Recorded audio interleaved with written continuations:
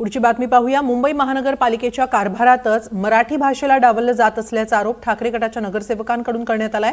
नगरसेवक निवडून आल्यानंतर जवळपास 6 महिन्यांनी घटना पुस्तिका देण्यात आली।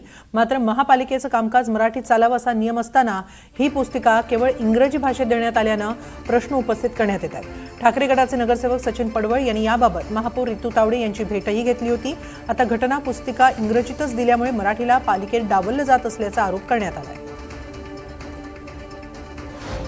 खरं म्हणजे मुंबई महापालिकेचे प्रशासन हे 1888च्या कायद्यानुसार चालतं आणि ह्या 1888चा नेमका कायदा काय आहे ह्याचं एक पुस्तक नगरसेवकांना नवीन निवडून आल्यानंतर दिलं जातं।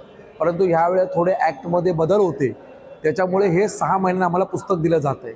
परंतु मुंबई महापालिकेच्या कायद्यामध्ये असं लिहिलेलं आहे की संपूर्ण कामकाज हे मराठीमध्ये झालं पाहिजे आणि ज्या वेळेला हे संपूर्ण कामकाज मराठीमध्ये होत नव्हतं म्हणून मी स्वतः या ठिकाणी महापौरांना त्यावेळेला पत्र दिलं होतं की काही ठिकाणी कामकाज हे मराठीमध्ये होत नाही आहे, तर आपण कृपया हे मराठीमध्ये होण्यासाठी आदेश द्यावे। तेव्हा महापौरांनी देखील सांगितलं होतं की नक्कीच हे मराठीमध्ये कामकाज होण्यासाठी आदेश दिले जाईल।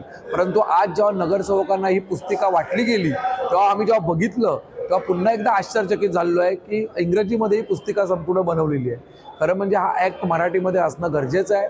माझी अजूनही प्रशासनाला मागणी आहे की कुठल्याही परिस्थितीमध्ये नगरसेवकांना हे इंग्रजी ॲक्टचं वाटप न करता मराठीमध्ये देण्यात